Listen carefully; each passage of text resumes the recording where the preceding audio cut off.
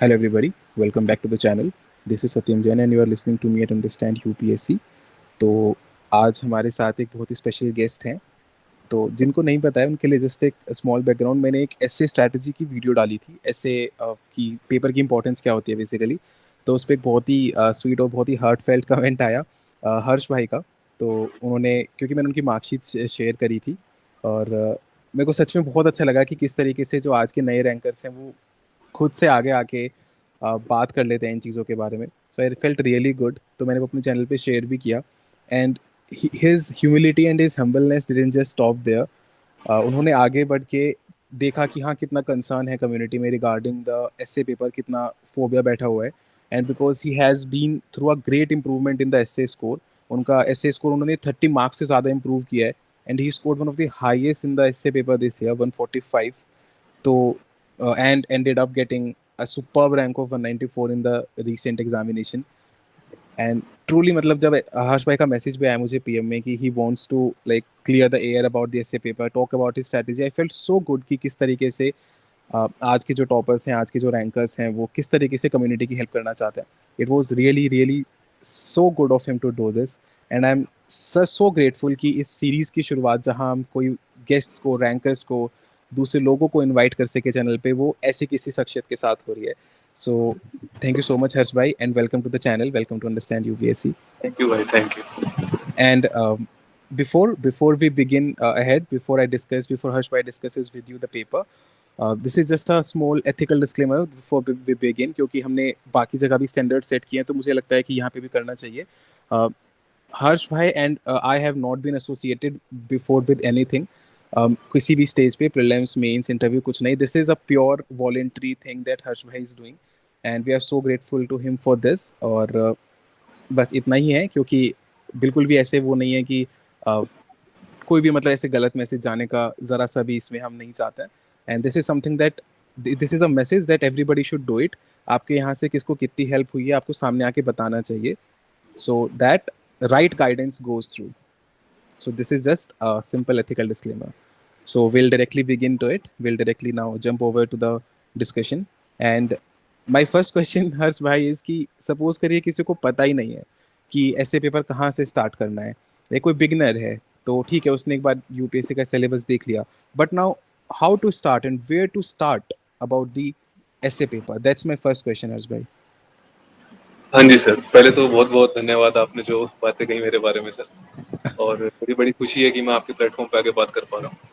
और जी, प्लेजर आप प्लेजर हर्ष भाई। कहता हूँ सर कि आपने पूछा स्टार्ट हमें कहाँ से करना चाहिए, तो ये चीज़ मैं दोनों के लिए कहूँगा, जो लोग बिल्कुल अभी स्टार्ट कर रहे हैं और जो लोग पहले लिख भी चुके हैं। क्योंकि जनरली मैंने जो महसूस भी किया और देखा भी है कि ये यूपीएससी की जो कम्युनिटी हो जाती है, जब आप एसेज लिखते हो, ये बहुत ज़्यादा मैकेनिकल एसेज होते हैं हमेशा, कि आप जीएस के पेपर की तरह इसमें ऐसे लिख रहे होते हैं आप। तो पहली चीज़ ये है कि आपको स्टार्टिंग में करनी है, आप पहले ये जानने की कोशिश करें कि अच्छी राइटिंग होती क्या है। ये मेरी एक बहुत बड़ी कमी रही थी मेरे फर्स्ट अटेम्प्ट के अंदर, कि मैंने सोचा कि मुझे फैक्ट्स आते हैं और मैं ऐसे भी अच्छा लिख सकता हूँ। वो ऐसा नहीं था, मुझे 113 मिले थे, जो कि काफ़ी एवरेज मार्क्स हैं, शायद बिलो एवरेज ही हैं। तो इस साल मैंने जो नया किया था, जो कि मेरी सलाह भी रहेगी सब लोगों के लिए, कि आप लोग पहले कुछ नॉन यूपीएससी बुक्स पढ़ना स्टार्ट करें। वो कोई भी हो सकती हैं अच्छे ऑथर्स की, जैसे जॉर्ज ऑरवेल हो गए, रसल ब्रांट हो गए। आप इस तरह के लोगों की शायद दिन में आप शायद 15 मिनट ही इसको डिवोट करें, ताकि आपको एक आइडिया आए पहले कि अच्छी राइटिंग होती क्या है, और आपका ब्रेन उस तरह से उसको लिखना स्टार्ट करे। नहीं तो ज़्यादातर जो आजकल ऐसे लिखे जाते हैं वो जीएस के आंसर होते हैं पैराग्राफ फॉर्मेट में। तो आप पहले गुड राइटिंग देखें कि असली में होती क्या है।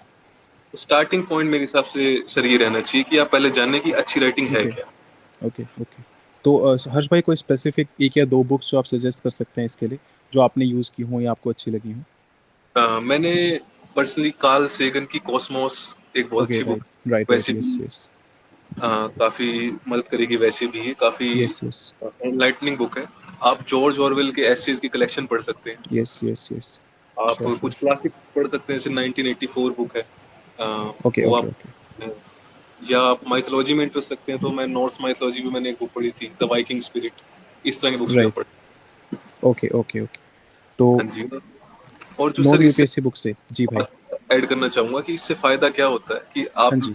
आप लोग में से जो लोग टेस्ट सीरीज अटेम्प्ट कर रहे हैं पहले से, आप लोगों ने एक चीज़ देखी होगी, आपके एसेज के अंदर हमेशा कोई भी कोचिंग वाले होते हैं, वो क्या एक देते हैं कि आप पैराग्राफ्स आपने ज़्यादा बड़े कर दिए हैं, ज़्यादा छोटे कर दिए हैं, जो कि मेरे हिसाब से अच्छी सलाह नहीं है।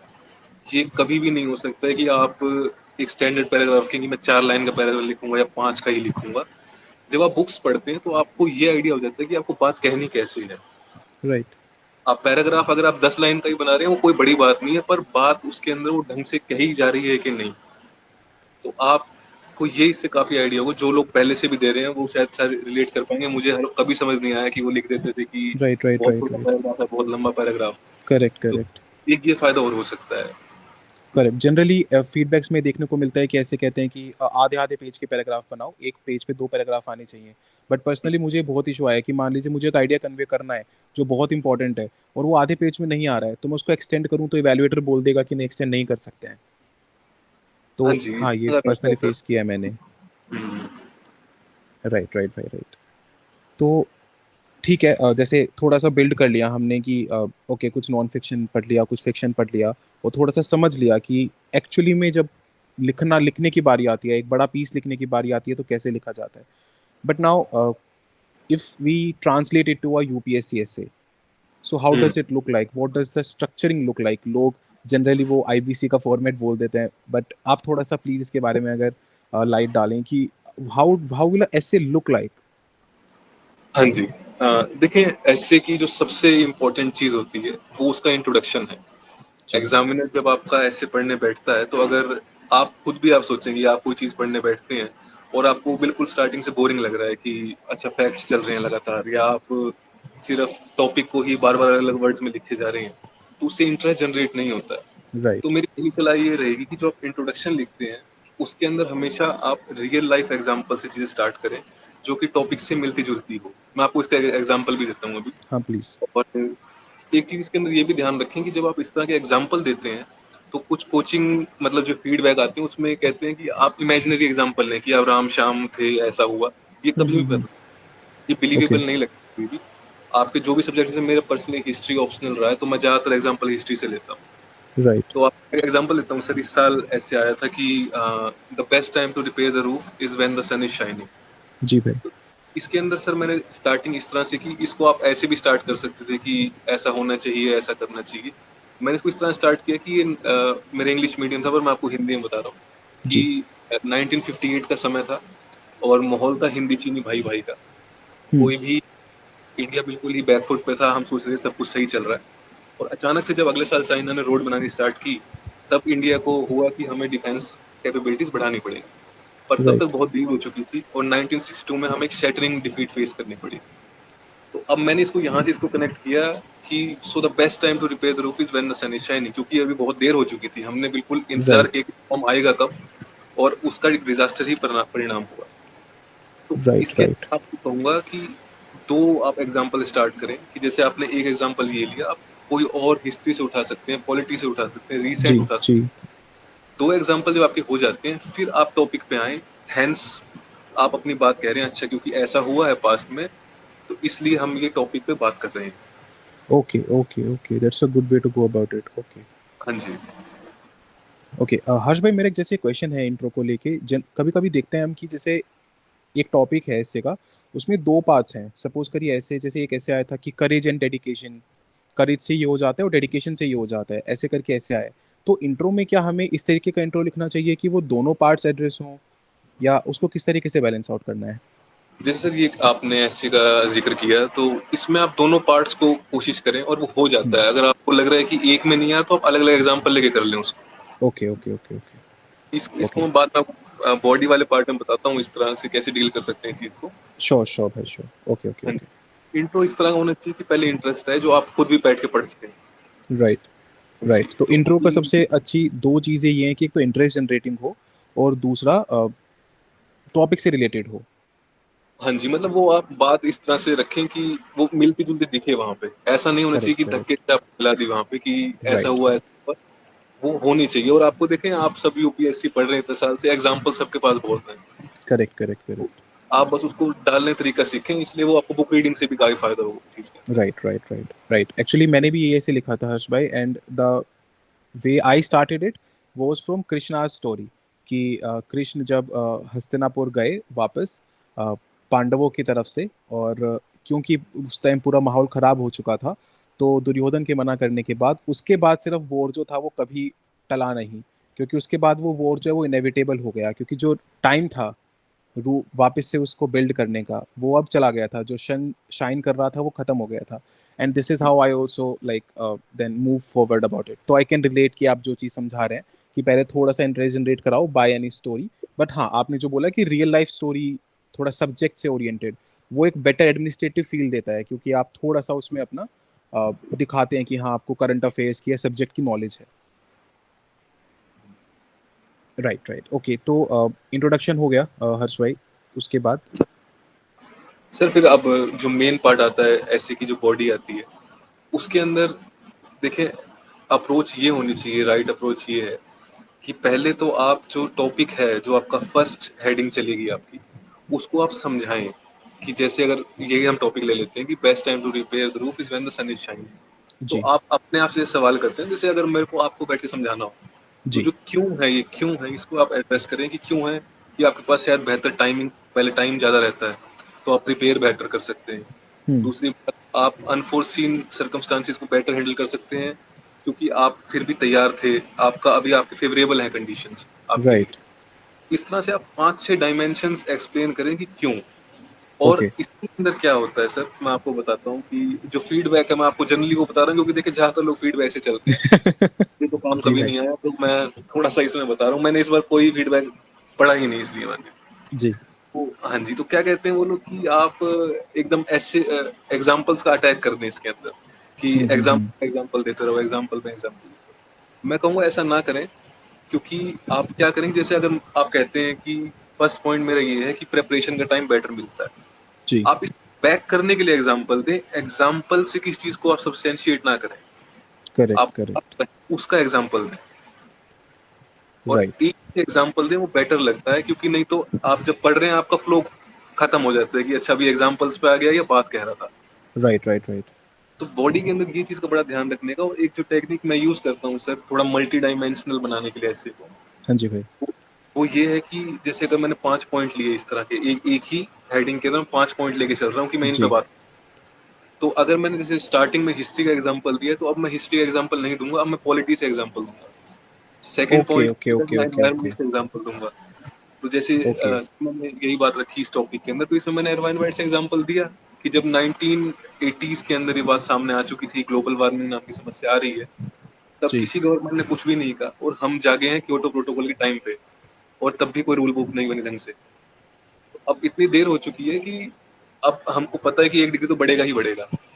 हम्म आप लगातार टॉपिक पे ही रह रहे हैं, एग्जाम्पल ऐसा लगना चाहिए कि हाँ। राइट राइट राइट राइट तो आप अलग अलग डायमेंशन से एग्जाम्पल लें, और इस तरह से सर आप बॉडी में काम कर सकते हैं। और एक चीज मैं और मेंशन करना चाहूंगा कि जी भाई पहला आपकी हेडिंग होती है जब आप समझा देते हैं इस चीज को, तो अब ये चीज थोड़ी इंटरप्रिटेशन बेस्ड है, ये मतलब ऐसा कोई नहीं बता सकता कि आप यही लिखेंगे, पर जो आप लिखते हैं मैं कहूंगा कि आप कम से कम 3 हेडिंग लेके चलें एक ऐसे।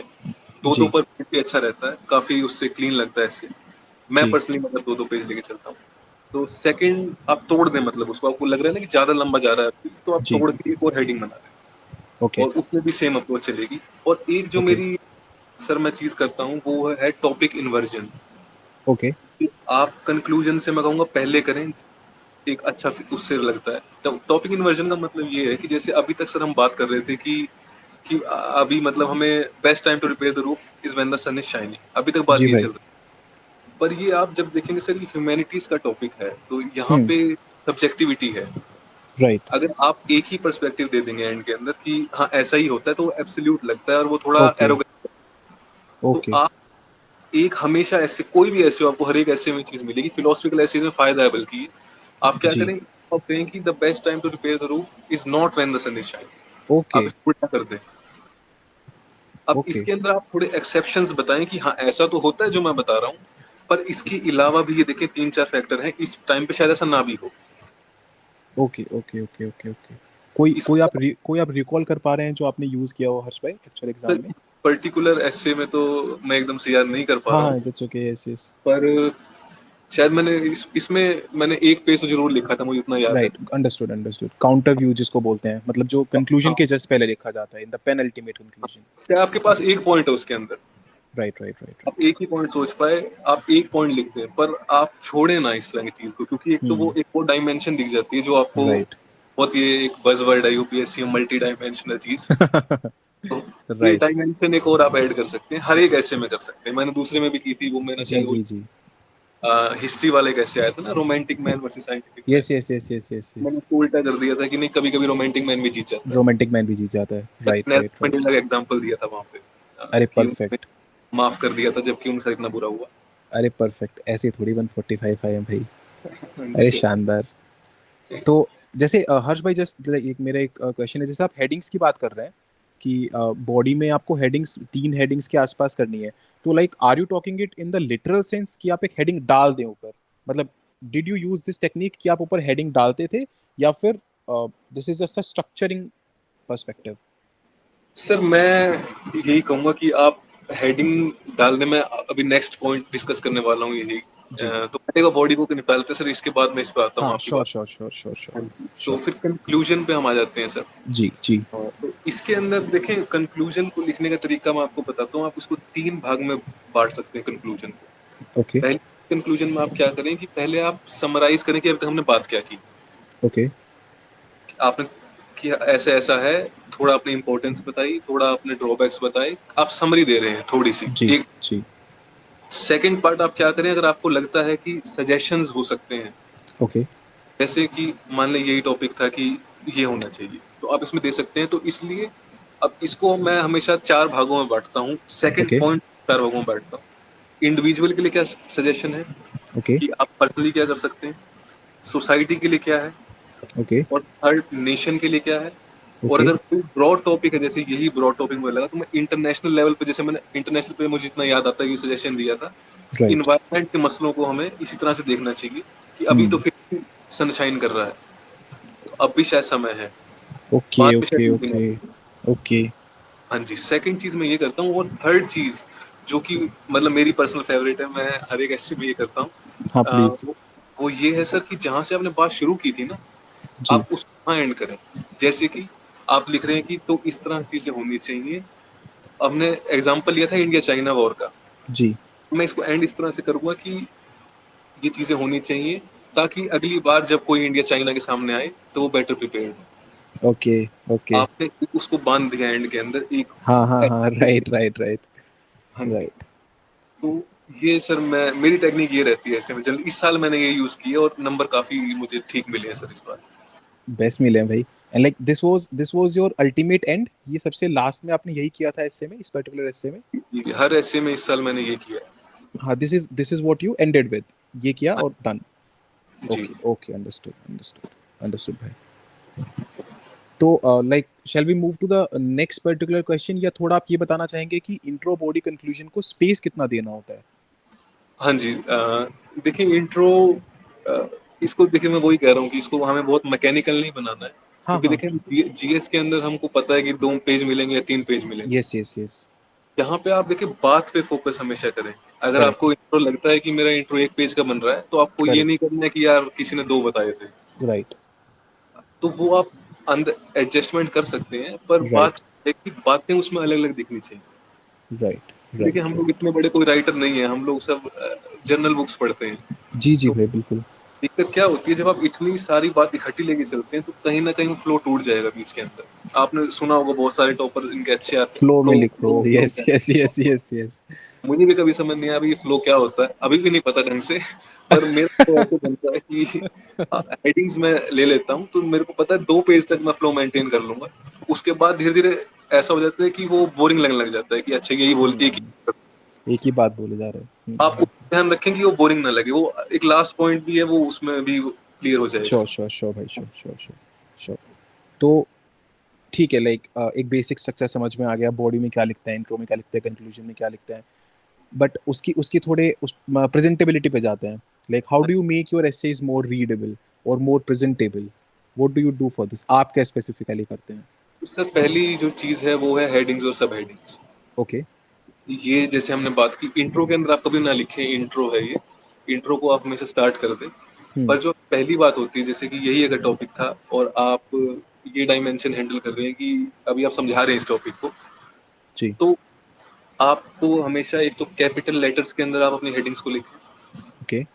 और उसको एक बॉक्स जरूर बना दें उसके इर्द गिर्द ताकि एग्जामिनर को अलग से दिखे।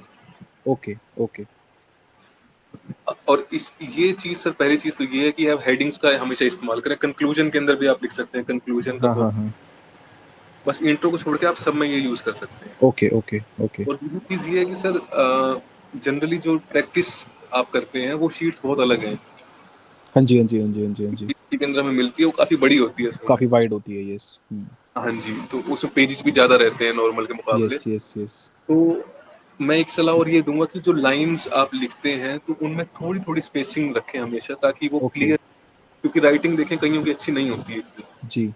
और आप बहुत पास पास लिख देंगे तो अच्छा नहीं लगेगा, और क्योंकि पैराग्राफ्स है ना ये, आप पॉइंट्स में नहीं लिख सकते इसमें। Right right right. तो थोड़ा सा लाइंस में आप स्पेसिंग रखें, ज्यादा नहीं, थोड़ी थोड़ी स्पेसिंग, बिल्कुल वो अंडरस्टूड। चिपक नहीं होनी चाहिए।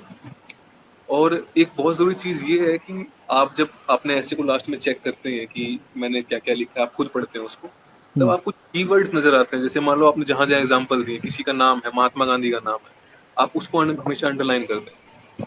कोई आपको पॉइंट ऐसा ओके। लगे कि यार ये खास पॉइंट मैंने प्रेजेंट किया है कि ये मैं चाहता हूँ एग्जामिनर पढ़े ही पढ़े, अंडरलाइन कर दें। तो ये 3 चीजें हैं सर, इससे ऐसे काफी आपका प्रेजेंटेबल बन जाता है कि मतलब आप खुद भी पढ़ना चाहेंगे उसको। राइट। हर्ष भाई, थोड़ा सा सब हेडिंग वाली बात पे थोड़ा और बताइएगा। जैसे सपोज करिए ये ऐसे है, the best time to repair the roof वाला ऐसे जो है, इसमें हमने एक हेडिंग डाल दी जहाँ पे हम एक्सप्लेन कर रहे हैं, थोड़ी कैची सी एक हेडिंग डाल दी बड़ी, जो एक पहली हेडिंग है। उसके अंदर आप किसी सब हेडिंग की बात कर रहे हैं या फिर बस मेजर हेडिंग्स डालनी है? नहीं नहीं सर, मैं पर्सनली मेजर हेडिंग्स ही रखता हूँ, क्योंकि अगर आप ओके। के अंदर भी सब हेडिंग डालेंगे तो वो फिर आंसर जैसा लगने लग जाएगा। Right right right right. आप जैसे मतलब जो मेन डायमेंशन है आप उसकी हेडिंग लेके चले। सब हेडिंग्स कुछ लोग देते हैं, पर मतलब मैं पर्सनली मुझे लगता है उससे थोड़ा हाँ हाँ, सा सेम है पढ़ते सेम पढ़ते है आपको दिक्कत आ जाती है। सेम है सेम है सेम है। और इसमें मैं साथ साथ हर्ष भाई की बात में ऐड करना चाहता हूँ कि बहुत जगह ये मिथ है, और बहुत सारे टीचर्स, बड़े बड़े टीचर्स ये मिथ फैला रहे हैं कि नहीं आप हेडिंग्स नहीं डाल सकते हैं, आप ऐसे में हेडिंग्स नहीं डाल सकते हैं, वो फ्लो तोड़ता है। ये जेन्युइनली मतलब मैंने पेड मॉड्यूल्स में सुनी है ये चीजें बैठ के कि नहीं हेडिंग्स कभी मत लिखना, वो बहुत ही नाइव तरीका होता है लिखने का। बट आपके सामने लाइव एग्जाम्पल है, जो इंसान बता रहा है कि मैं यूपीएससी के पेपर में ऐसे में चीज करके आया हूँ and I have scored one of the highest in India. तो please be flexible and do not follow the herd mentality. आपका बात कन्वे होना चाहिए, दैट इज व्हाट हर्ष भाई हैज बीन फोकसिंग अपॉन।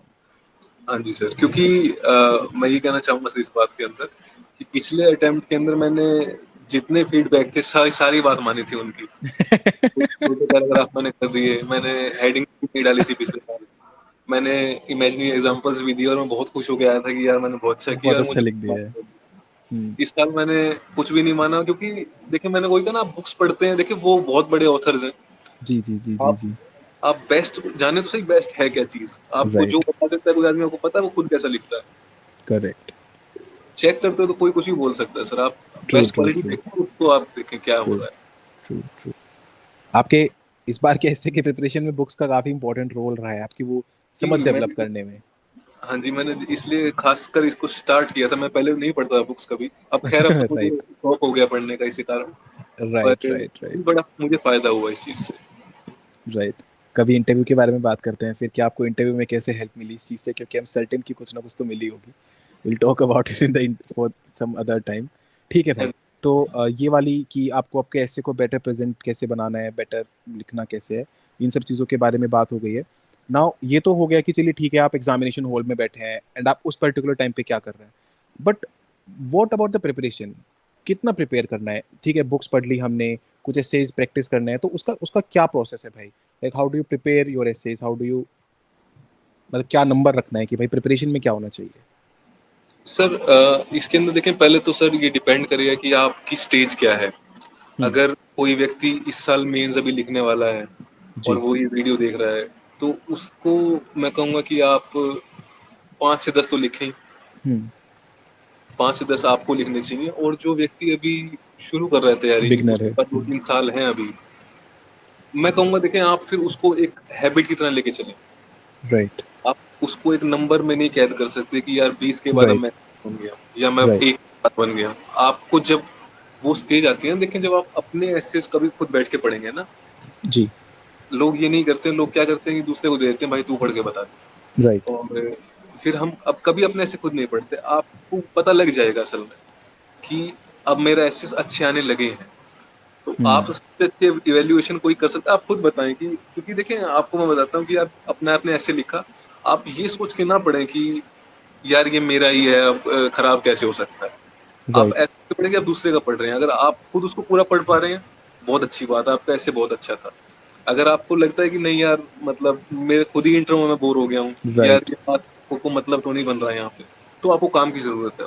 तो करेक्ट करेक्ट एथिक करेक्ट करें correct. उसके अंदर तो, और देखें आप ये भी देख सकते हो ना कि आप स्कोरिंग कितना है, इसमें रेंज कितनी ज्यादा है ना, जी तो भाई बिल्कुल। आपको आउटपुट हमेशा अच्छा ही मिलेगा, जो आपका रेशियो है वर्क का, आपको बिल्कुल अच्छा ही बिल्कुल मिलेगा। बिल्कुल। आप जीएस के अंदर इतना आरओआई टाइम बहुत। लगाते हैं, 20 नंबर का मार्जिन है वहां पे, अच्छे राइट। यहाँ पे 70 भी हो सकता है। यहाँ तो 100 भी है भाई। यहाँ तो बिल्कुल। लिटरली बहुत ही ज्यादा है, बहुत ही ज्यादा बड़ा मार्जिन है। जी जी। Correct, absolutely correct. तो you are the best evaluator of your own essays. जी सर। जैसे मैं अपनी पिछली जस्ट वीडियो में जीएस के बारे में ये चीज समझा रहा था कि अगर आप बिगनर हैं, आप आंसर लिखिए और उसको एक हफ्ता रख के छोड़ दीजिए। ये नहीं हम्म। कि आज आंसर लिखा और कल देख रहे हैं, एक हफ्ता बाद उसको दोबारा उठा के देखेंगे, आपको खुद ही समझ में आएगा कि यार ये पॉइंट गलत लिखा था, यार ये चीज बेटर हो सकती है। तो मुझे लग रहा है सेम थिंग आप ऐसे के बारे में भी कर सकते हैं। हाँ जी, आपको अगर अपने पुराने एसेज खराब लगने लगे धीरे धीरे, तो मतलब आपका सुधार हो रहा है। इम्प्रूव हो रहा है, ब्रिलियंट पॉइंट यार। बिल्कुल। आपको अपनी पुरानी चीज खराब नहीं लगने लगी तो इसका मतलब आपका स्टैंडर्ड बेटर यस हो रहा है। सर, हाँ जी। सच अ गुड पॉइंट भाई। Really really. जी सर। Right right. तो जैसे अब मतलब कुछ स्टूडेंट्स के भी क्वेश्चंस थे हर्ष भाई, तो जैसे जी जी। एक चीज ये आ रही है कि सर फिलोसॉफिकल एसेज ही आए जा रहे हैं, फिलोसॉफिकल एसेज ही आए जा रहे हैं। तो इसके रिगार्डिंग एक दो क्वेश्चन, एक तो ये है कि सर फिलोसॉफिकल एसे का डर है, तो वो उसके बारे में आप थोड़ा सा एक बार अगर बात कर लें। एंड डू यू थिंक कि अब जरूरत है वो जो ट्रेडिशनल एसेज हम प्रिपेयर करते हैं उनको प्रिपेयर करने की भी, कि भाई इंटरनल सिक्योरिटी का कोई या डिफेंस का कोई या आईआर का कोई, तो is there a need to prepare those things also, उनके नोट्स बनाने की जरूरत है क्या? तो आप ये वाला एक बार फिलोसॉफिकल वर्सेस क्या बोलूं, जीएस टाइप जो एसेज होते हैं उनको एक बार बता दीजिए। हाँ जी, तो देखिए पहले तो लोग जिनको लग रहा है कि फिलोसफिकल एसेज खराब है या उनको डर लगता है, तो देखें असल में फिलोसफिकल एसेज फायदेमंद ज्यादा है, क्योंकि इंटरप्रिटेशन का इतना स्कोप है कि आपको अगर जीरो फैक्ट्स भी पता है किसी बात के बारे में, आप फिर भी लिख सकते हैं। राइट इंटरनल सिक्योरिटी में मैं आपको एग्जैक्ट दे दूंगा, इंडिया नेपाल पे कुछ बताएं, आप शायद ज्यादा खराब लिखा है वहाँ पे, क्योंकि राइट राइट इतने राइट। नहीं होंगे आपके पास। यहाँ पे आप कुछ भी लिख सकते हैं, तो आपका फायदे की बात है, पहले तो आप डरे ना उस चीज से। और आपको अगर ये डर खत्म करना है, तो मैं यही कहूंगा कि आप प्रैक्टिस करें और इस तरह की चीजें पढ़ें, क्योंकि यूपीएससी के अंदर फिलोसफी सिर्फ वही पढ़ रहा है जिसके पास ऑप्शनल है। तो जी, तो वो बिल्कुल हमने अलग कर दिया है ना कि फिलोसफी है ही नहीं जी कुछ भी, तो जी। फैक्ट्स करता है। तो आप पढ़ें इस तरह की चीजें, बुक्स, तभी मैंने आपको कहा ना कि आपको एक वाइड नॉलेज होनी चाहिए ना। यहाँ पे तो आप राइट सेम पढ़ते हैं कि आप नोट्स बनाए, खत्म बात, कुछ चीज समझने की भी है ना। राइट। बुक्स पढ़ें, दूसरी बात इसको अपने फायदे की चीज समझें, क्योंकि इसमें मार्क्स भी ज्यादा आएंगे। हम्म। फैक्चुअल ऐसे तो अगर सत्यम भाई लिखते हैं, मैं लिखता हूँ, हमारे पास लगभग सेम फैक्ट्स होने वाले हैं, हम राइट। चेंज कर देंगे, पर यहाँ पे आप पूरी नई चीज लिख सकते हैं जो शायद करेक्ट वो करेक्ट सोच भी नहीं करेक्ट सकता। Correct correct correct correct. तो आपके फायदे की चीज है। और देखें अगर इस तरह के एसेज आते हैं फैक्चुअल, जो मुझे पर्सनली पसंद नहीं है, अगर सेम मुझे हियर भाई। ऑप्शन, हाँ ऑप्शनल मुझे मिलता है, तो मैं कभी नहीं करूंगा yes factual. Yes yes absolutely. तो फिर भी अगर आ जाते हैं, मान लें आपको चॉइस नहीं है इस साल, तो देखिए जीएस में आपको सफिशिएंट नॉलेज हो चुकी है उस चीज की। और फिर यहाँ तो जी। आपके फायदे की चीज है, आप यहाँ पे जीएस जैसा आंसर भी लिखाएंगे तो काम चल जाएगा। आप डायरेक्ट बस स्ट्रक्चर का ध्यान रखें कि भाई आप प्रेजेंट कैसे कर रहे हैं उस चीज को। तो ये काफी स्ट्रेट फॉरवर्ड है, पर मतलब मैं तो ये कहूंगा फिलोसफिकल एसिड की तरफ ज्यादा जाएं, स्कोरिंग जी। बहुत ज्यादा है बहुत और ज्यादा आसान। स्कोर। करेक्ट। हाँ जी। इंटरेस्ट भी जनरेट करके रखते हैं ना, क्योंकि आप वही है कि आप जीएस में भी पूरा इंटरनल सिक्योरिटी लिख के आ रहे हैं, अब आपको कोई फैक्चुअल ऐसे भी आपने ऑप्ट कर लिया है, तो you will again talk about भाई बॉर्डर पे क्या इश्यूज हैं, ड्रग ट्रैफिकिंग चल रही है, क्या सब हो रहा है। तो वो जो एक इंटरेस्ट है, वो जो आप एक एग्जामिनर को होल्ड करके रख सकते हैं, वो कहीं ना कहीं फिलोसॉफिकल ऐसे में उसका जो स्कोप होता है वो बहुत बड़ा होता है। फिलोसफिकल एसेज आपको आपकी पर्सनैलिटी दिखाने का मौका देते हैं, अरे रियली गुड पॉइंट है। आपका दिमाग क्या है, मतलब यूपीएससी तो भाई छोटी चीज है, असल में तो हम सब इंसान है ना एंड में। जी तो बिल्कुल भाई। आपकी यूनिकनेस क्या है वो आप दिखा सकते हैं ऐसे इसके अंदर, तो उसी के नंबर है भाई, मतलब आप यूनिक, आपको ट्रू एक ही ट्रू पेपर ऐसा ट्रू। दिया है जहाँ पे आप कुछ दिखा सकते हो अच्छा। So true. बाकी सब में तो सभी चीज वही है, 150 वर्ड में क्या दिखा 150 दूंगा। वर्ड्स में ही 2 से 3 पेजेस के बीच में जिंदगी कट रही है, यहाँ पे हाँ आपके जी, पास स्कोप है। यहाँ पे करेक्ट। स्कोप है तो आप उसको चेरिश करें ना, फिर डरते क्यों हैं। बहुत बहुत ही सही पॉइंट है कि भाई आपको पर्सनैलिटी टेस्ट से पहले पर्सनैलिटी दिखाने का मौका मिल रहा है, हाँ तो जी। उसको ग्रैब करो, उससे डरो नहीं। हाँ जी। ब्रिलियंट, जस्ट ब्रिलियंट ब्रिलियंट भाई। एंड जैसे आप जो प्रैक्टिस करते थे हर्ष भाई, तो डिड यू प्रैक्टिस कोचिंग वाले टॉपिक ज्यादा या पीवाईक्यूज आपने ज्यादा प्रैक्टिस किए हैं? सर मैंने मिक्स करके ही प्रैक्टिस किया है, ओके। पर बस फर्क इस बार ये रहा है कि पिछली बार मैं बहुत ज्यादा रिलाई करता था कि ये लोग क्या कहेंगे, क्योंकि आपको एक बड़ी इंटरेस्टिंग बात मैं बताता हूँ कि एक जी। कोचिंग में नाम ले लूंगा उनके, मैंने एक ऐसे दिया था जी। और उन्होंने, मैंने शायद 10 ऐसे उनको लिख के दिए थे, आज तक उनके ऐसे मैंने 100 नंबर क्रॉस नहीं किए। अरे यार। उन्होंने हर बार लिख लिख के दिया है कि पैराग्राफ ज्यादा बड़ा था, छोटा था, यार ये एग्जाम्पल अच्छा नहीं था। तो मुझे लगता है कि वो ईगो बेस्ड चेकिंग ज्यादा है। है ना, ये चीज मैं हाँ अपने पिछले वीडियो में डील ही कर रहा था कि there is just a range fixed, जिस पे आपका वो कमेंट था, उसमें मैं ये चीज बात भी कर रहा था कि कोचिंग्स में एक रेंज फिक्स कर दी है, भाई यहाँ से यहाँ के बीच में देंगे, उसमें इनोवेशन का कोई स्कोप नहीं है, क्रिएटिविटी का कोई स्कोप नहीं है। जबकि यूपीएससी तो चेरिश इस चीज को करता है। हाँ जी। और किसी बिल्कुल। किसी को जैसे आप, मैंने सुना हुआ है किसी किसी को ये लोग 40 नंबर दे देते हैं लास्ट टेस्ट के अंदर, मतलब आपको थोड़ा वो इतना नहीं हो सकता ना कभी भी खराब कोचिंग। हाँ हाँ, अरे अरे यार, आपने क्या सही चीज याद दिलाई है। लास्ट ईयर के सिंगल डिजिट रैंकर थे 2020 के सिंगल डिजिट रैंकर थे। उनको अपने लास्ट एस्से में एक बहुत बड़ी इंस्टीट्यूट है उनका, एक बहुत बड़ी वेबसाइट भी है जो बहुत टाइम से फेमस है, उन्होंने लाइक ऐसे कुछ है 35-40 मार्क्स दे दिए, and he got completely demotivated 1 week before mains. ये रियल स्टोरी बता रहा हूँ हर्ष भाई। इन्होंने अपना ऐसे मेल किया गौरव अग्रवाल सर को, obviously everybody knows about him, तो गौरव अग्रवाल सर ने वो पूरा ऐसे पढ़ा और बोला कि नहीं ऐसा कुछ भी नहीं है, ये बहुत अच्छा ऐसे है, अगर ऐसा भी लिख के आ जाओगे तो भी बहुत अच्छे मार्क्स मिलेंगे। और उन्होंने कुछ एक दो पॉइंट सजेस्ट भी कर दिए। एक्चुअली में दैट पर्सन स्कोर्ड 140 प्लस। देख सकते हैं सर आप ये चीज तो। भाई मतलब आप कॉन्फिडेंस शैटर कर दोगे या तो इंसान का, या तो और फिर आप उसको उस रेंज में बांध के रखोगे। हाँ जी, हाँ जी, और सबसे खास बात ये है सर कि जैसे यही सेम लोगों का अगर सिलेक्शन हो जाता है तो ये लोग गर्व से ऐसे अपलोड भी कर देते हैं बिना नंबर के। भाई अब ये चीज तो बहुत ही दुखदाई मुझे है। नहीं, मैंने पढ़ा ना एक जगह पे मेरा अपलोड था और मैंने देखा नंबर इन्होंने दिखाए कि नहीं कितने दिए थे असल में, नहीं वहां दिखाए नहीं होंगे ना। दिखाते। नहीं, वहां नहीं दिखा। अरे यार, भाई दिस इज आप सो अपनी ट्रू। अकाउंटेबिलिटी तो रखें कि यार हमने खराब कहा था, इसने यूपीएससी ने अच्छा कहा है, ऐसा नहीं भाई हो दिस सकता। Is what I called in that in a particular video, इसी बात पे मैंने डील किया कि आप इवैल्यूएटेड कॉपीज क्यों नहीं अपलोड कर रहे हैं, आप दिखाइए ना कि आपने कहाँ गलती की थी।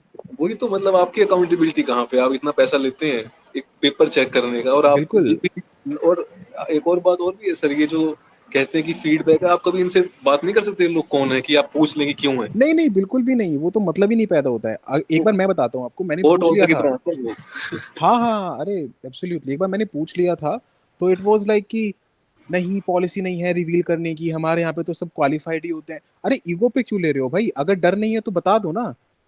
वही तो। और अजीब है सर, इसलिए मैंने कहा कि आप अपने बेस्ट इवैल्यूएट रहे, इस बार मैंने अपने करेक्ट सारे इंट्रो करेक्ट। खुद बैठ के पढ़े। मैंने अपनी सारा खुद बैठ के पढ़ा, एंड में भी जब इन्होंने मुझे कम मार्क्स दिए थे, 90s के अंदर दिए थे, अरे पर यार, मुझे इतना था कि भाई मैं करके भी आऊंगा। बहुत बुक पढ़ रहा हूँ, जॉर्ज ऑरवेल की मैं बस। बुक पढ़ रहा हूँ, और भाई तुझे इतना तो नहीं पता होगा। थोड़ा सेल्फ कॉन्फिडेंस रखना बिलीफ। पड़ता है सर। एब्सोल्युटली एब्सोल्युटली भाई। अच्छा, जैसे हाँ जी एक ना ये वाली चीज बहुत ज्यादा है, मतलब हालांकि अपने इस पे टच भी किया कि जैसे एनेक्डोट्स होते हैं, एग्जांपल्स होते हैं, रियल लाइफ एग्जांपल्स होते हैं, तो like should we collect them separately, क्या हमारे पास उसका कोई ऐसे स्पेसिफिक वो होना चाहिए, और एक कोटेशंस का भी बता दीजिएगा साथ साथ, या सर, मतलब हम देखें जीएस की कोटेशन, चीजों से ही डिराइव कर लें। सर देखिए कोटेशंस की जहां तक बात है ना, ये कोट्स रहते हैं, ये मुझे कभी याद हुए नहीं है जिंदगी में, तो मैं लिखता ही नहीं हूँ इनको, मैंने कभी नहीं लिखा है, तो मैं झूठ जी। नहीं बोलूंगा कि मैंने नहीं लिखा है। आपको अगर याद होते हैं तो हाँ हाँ, बिल्कुल वेल बिल्कुल एंड गुड। बिल्कुल बिल्कुल बिल्कुल। मैं पर्सनली याद नहीं होती इसलिए नहीं लिखता हूँ। जी जी जी। हाँ, और दूसरी चीज ये है सर, आपने कहा कि इकट्ठे कर लें, तो देखें इससे एक प्रॉब्लम ये हो जाती है कि अगर आप ऐसा प्री डिटरमिन्ड इकट्ठा करेंगे ना, हम्म। कि यार ये एग्जाम्पल मैंने जमा कर लिया, जी। तो क्या हो सकता है कि टॉपिक के अंदर आप जबरदस्ती घुसाएं उसको, कि यार ये मैंने बना रखा था राइट। इसमें लिखता हूँ। हम्म। तो ये मेरा जो अटेम्प्ट था सर, एक ही मेंस पहले दिया है मैंने, तो उसके अंदर ये प्रॉब्लम बहुत रही थी कि मैं हर चीज़ वो लिखा है कि जो मुझे आती थी, और इस बार मैं वो लिख के आया हूँ जो पूछी थी। अरे right, what you know versus what you ask.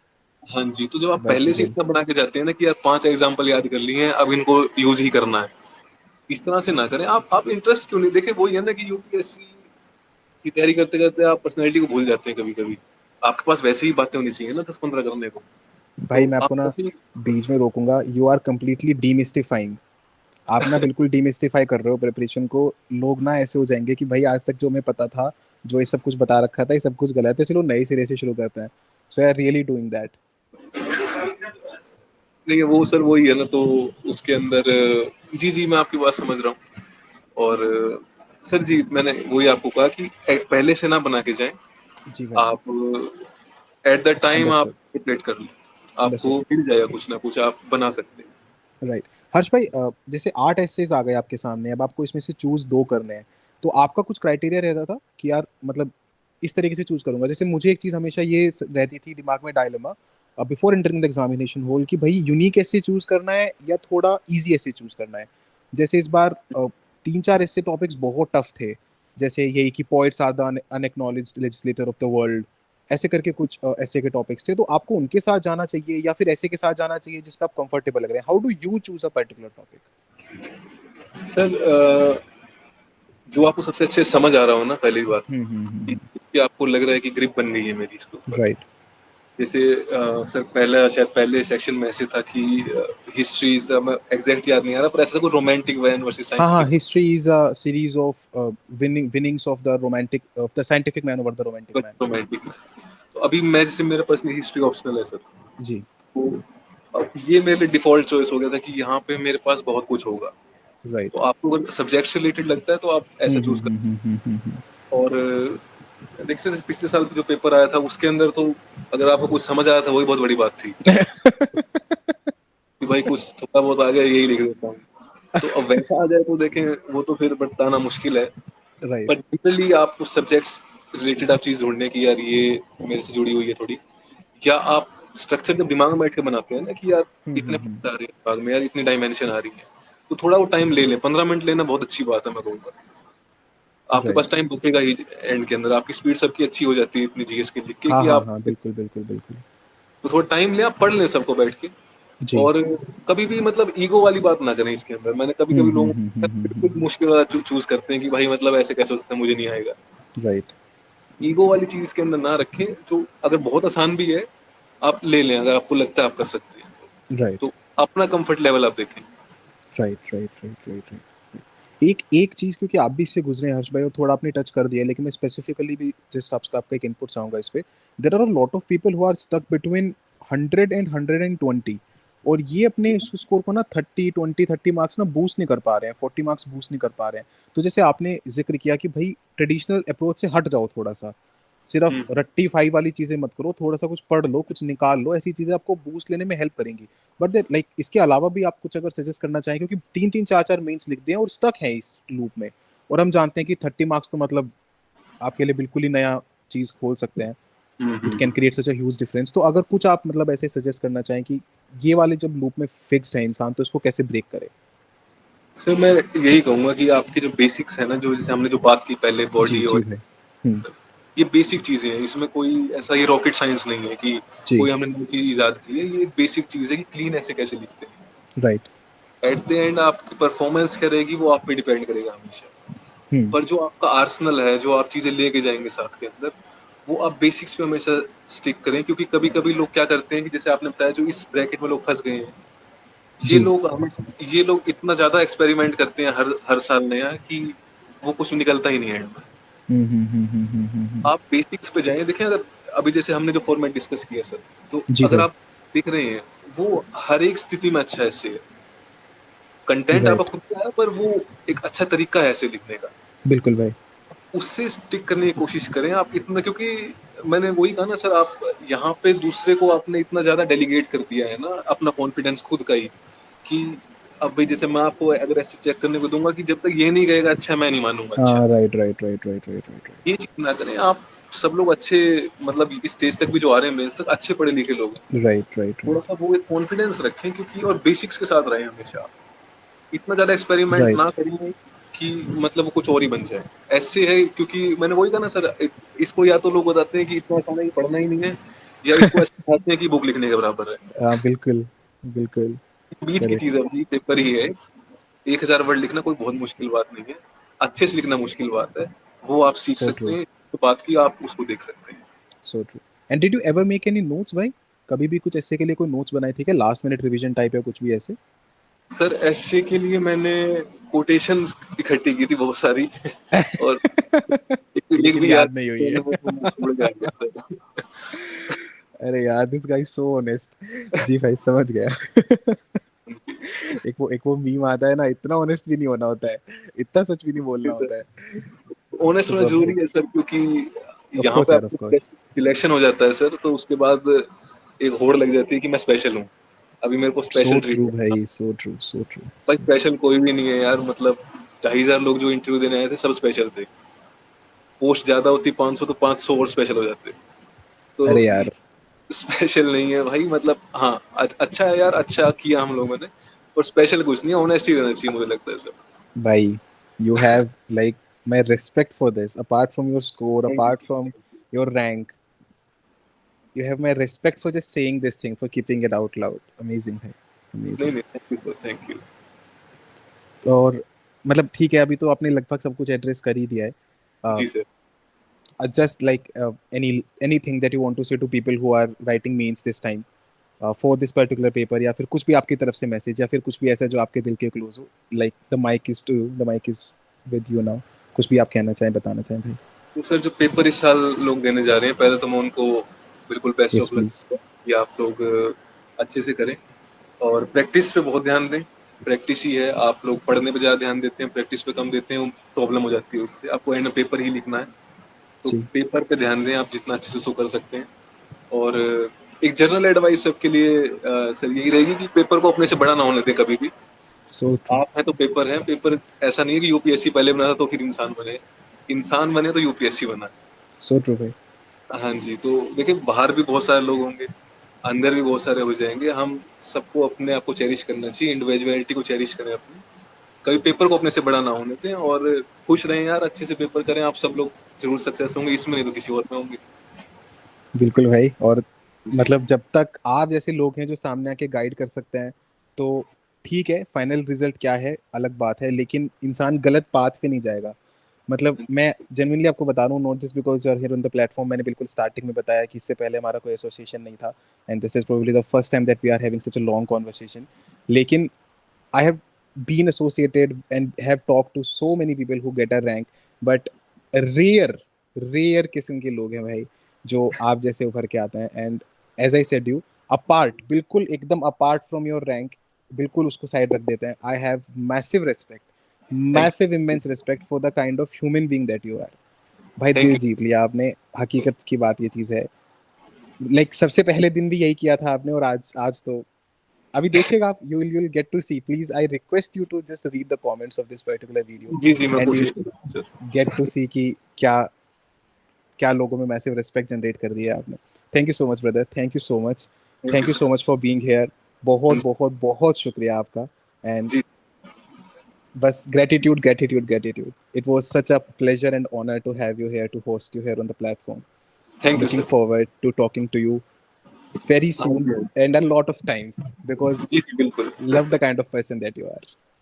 Ji sir, thank you. Thank you so much, Harsh bhai. Thank you so much for being here, and thank you so much everyone for listening to Harsh bhai. Please आप follow करिए जो भी हर्ष भाई ने कहा. These things create a difference. These people create a difference. आपके सामने है एक बंदा जो बैठ के डीमिस्टिफाई कर गया पूरे के पूरे CSC SC के प्रिपरेशन को, पूरे के पूरे मार्केट में जो गार्बेज फैला हुआ है उसको एक झटके में क्लीन कर गया. Please learn from such guys, please listen to such guys, क्योंकि इनका अपना कोई भी इसमें स्वार्थ नहीं है. ऐसे सिर्फ और सिर्फ और सिर्फ सिर्फ यहाँ पे सच बोलना है और सच बोल के गए हैं. With this note, I wish Harsh Bhai the best wishes for his upcoming career. And I'm so happy that such people are joining the services, that India is going into great hands. Thank you Thank you, sir. Harsh Bhai. Jai Hind, Vande Matram. This is जय Satyam Jain signing off till we meet next time. Thank you, Harsh Bhai. Thank you once again.